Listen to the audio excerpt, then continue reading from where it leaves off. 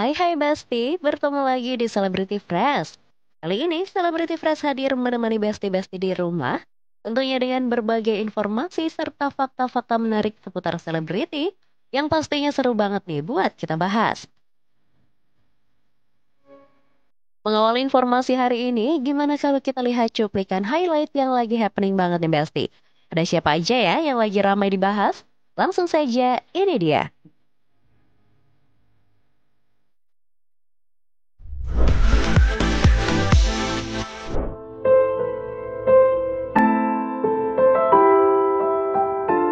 Besti, di balik senyum manis dan suara merdunya yang selalu bikin hati meleleh, siapa sangka penyanyi berbakat Vidi Aldiano ternyata menyimpan ketakutan yang begitu mendalam. Bukan tentang karir, bukan juga soal popularitas, tapi tentang perjuangan melawan penyakit mematikan dan ketakutannya untuk menurunkan beban itu kepada sang buah hatinya. Di tengah menjalani masa-masa sulit itu, muncul pertanyaan dari banyak pihak. Kira-kira kapan Vidi dan sang istri Sheila Dara akan memiliki momongan? Gue takut kalau anak gue punya genetik sakit gue. Nah, gak bisa gue papain, ngerti gak? Kapan Kak Vidi sama Kak Sheila punya anak? Tar dulu ya guys, belum kepingin. Masih banyak yang harus diurusi, terutama masalah kesehatanku. Jadi doakan dulu aku sehat ya guys. Ini masih journey yang panjang yang aku juga sebenarnya kadang-kadang capek ya kalau ngomongin kesehatanku, tapi kayak kita harus selalu semangat dan positif dan bikin badan ini happy supaya badan ini terus semangat melawan penyakit-penyakitnya. Setelah bertahun-tahun berjuang melawan kanker ginjal, Vidi menyadari hidupnya kini bukan hanya soal sembuh atau tidak, tapi bagaimana menjaga kualitas hidup dan melindungi orang-orang yang ia cintai nih Besti. Bersamaan dengan pernyataannya tersebut, baru-baru ini Deddy Corbuzier juga mengumumkan bahwa sahabat sekaligus rekan kerjanya itu akan vakum untuk sementara waktu. Bukan tanpa alasan, Deddy Corbuzier juga mengungkapkan jika Vidi lebih fokus menjalani pemulihan atas penyakit yang selama ini ia idam. Ada hal yang harus saya sampaikan ke teman-teman semuanya. Sebenarnya agak berat, ya tapi gue harus menyampaikan ini. Episode Pothap hari ini adalah episode terakhir. Tapi untuk saat ini ya, untuk sementara waktu. Kita semua udah tahu bahwa Vidi baru saja mengumumkan secara pribadi dan gue juga udah ketemu dia terakhir bahwa dia butuh waktu untuk rehat sejenak. Bahkan episode ini sebenarnya adalah episode yang dipaksakan oleh Vidi untuk tetap syuting karena kecintaan Vidi kepada sahabat-sahabat Pothap semua. Dan dan teman-teman, kalian tahu tidak sahabat Pothap bahwa kalian tuh bukan cuma penonton untuk Vidi. Karena bagi Vidi yang selalu dia katakan ke saya bahwa kalian itu adalah sumber energi dari Vidi, sumber kekuatan dari Vidi, sumber harapan dari Vidi. Buat dia itu adalah kata-kata yang selalu dia omongin ke gua setiap kali dia mau syuting. Gua mau syuting ini karena ini adalah sumber kekuatan gue. Karena gua bahagia ketika lihat komen-komen teman-teman semuanya yang terhibur. Ini adalah sumber harapan buat Vidi. Dia bahagia ada di Pothap. So yang bisa gue katakan adalah please keep on supporting him.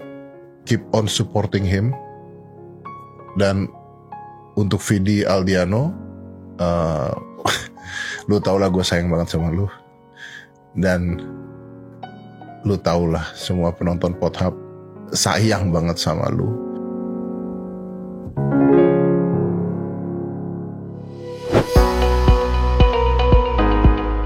Besti, baru-baru ini istri pesepak bola Irfan Bahdim, Jennifer Bahdim, sukses menjadi sorotan. Bukan karena nambah momongan atau ada bisnis baru, tapi karena mendadak mendatangi langsung dinas pemadam kebakaran nih Besti. Ya Besti, bukan untuk memadamkan api, tapi untuk menyelamatkan cincin. Dalam sebuah video yang beredar di media sosial, Jennifer Bahdim terlihat meminta bantuan ke damkar untuk melepas cincin yang melingkar ketat di jarinya. Dan setelah beberapa menit menegangkan, akhirnya cincin itu berhasil dilepas dengan aman. Akhirnya bisa bernafas lega ya Besti.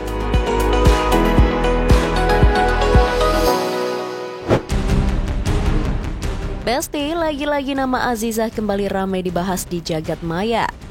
Bukan soal dirinya yang melenggang di panggung Jakarta Fashion Week, tapi ini buntut dari penampilannya saat beraksi di panggung tersebut. Bukannya menuai pujian, penampilannya justru memicu reaksi keras dari publik. Tak sedikit publik yang memboikot brand tersebut karena menilai pemilihan Azizah sebagai wajah brand olahraga dinilai kurang tepat. Mengingat citranya belakangan kerap menuai kontroversi. Tapi nggak sampai di situ saja nih Besti, kekesalan warganet semakin menjadi-jadi setelah salah satu host siaran langsung Erspo menanggapi komentar netizen. Dengan nada santai, sang host mengatakan bahwa komentar netizen tak akan mempengaruhi rezeki mereka. Tak butuh waktu lama setelah situasi makin memanas, akhirnya Erspo buka suara lewat pernyataan resmi di media sosialnya. Dalam unggahan itu, Erspo dengan nada penuh penyesalan menuliskan permintaan maaf nih Besti. Kabar selanjutnya ada pengadilan tinggi yang buka suara terkait alasan dibalik hukuman Fadel yang dinaikkan menjadi 12 tahun penjara. Penasaran apa alasannya? Langsung saja, ini dia.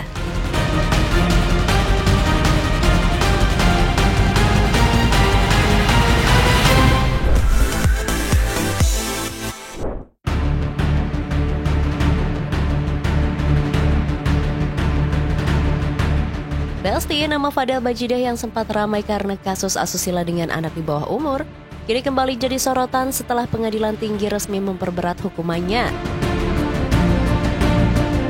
Ya, semula ia dijatuhi hukuman 9 tahun penjara. Kini majelis hakim meningkatkan vonis menjadi 12 tahun, serta menambahkan pidana denda sebesar 1 miliar rupiah, yang bila tak dibayar diganti dengan kurungan selama 6 bulan. Bandingnya sendiri kalau di pengadilan tinggi itu namanya diterima secara formal. Cuma majelis hakim di sini memperbaiki ya atau mengubah mengenai putusan pidananya ya. Kalau dulu 9 tahun, sekarang oleh pengadilan tinggi diputus dengan pidana penjara selama 12 tahun dan pidana denda sejumlah 1 miliar rupiah. Apabila denda tersebut tidak dibayar diganti dengan pidana kurungan selama 6 bulan.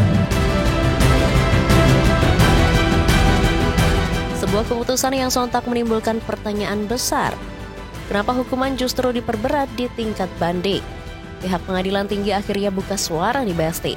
Dalam keterangan resminya, majelis hakim menegaskan bahwa putusan ini diambil setelah mempelajari dengan teliti seluruh berkas perkara, termasuk fakta-fakta baru yang terungkap di persidangan. Alasannya apa? Kalau di dalam putusan itu kita baca, itu ada yang memberatkan. Jadi kembali lagi bahwa pidana 12 tahun itu karena yang terbukti itu ada 2. Sama dengan PN juga. Yang pertama adalah perbuatan persetubuhan dengan anak di bawah umur.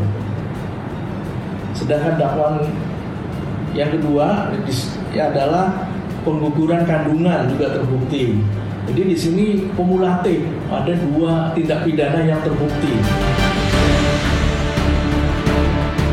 Hakim menyebut ada unsur pemberat yang signifikan, yakni tindakan pengguguran kandungan yang dilakukan 2 kali oleh terdakwa. Ada alasan yang khusus di sini bahwa pengguguran itu sudah dilakukan 2 kali. Dan pelakunya ini sama aja, itu aja yang dulu, pelaku yang itu juga. Jadi sudah dilakukan 2 kali, sehingga ya ini ada trauma lah kepada korban, ya. Ada trauma terhadap korban. Kemudian ada yang menarik di putusan tersebut bahwa ada dalil ataupun pernyataan dari terdakwa bahwa ia mau menikahi, gitu. Tapi majelis hakim di dalam perkara ini tidak melihat itu atau menolak bahwa itu mau menikahi, karena nyatanya menggugurkan 2 kali, anak darah dagingnya sendiri digugurkan, tapi dia mau menikahi. Nah, ini baru mau ya, baru akan, tetapi belum secara ininya belum ada. Ya. Nah itu kira-kira yang menjadi alasan dari majelis hakim ketika memutus perkara ini.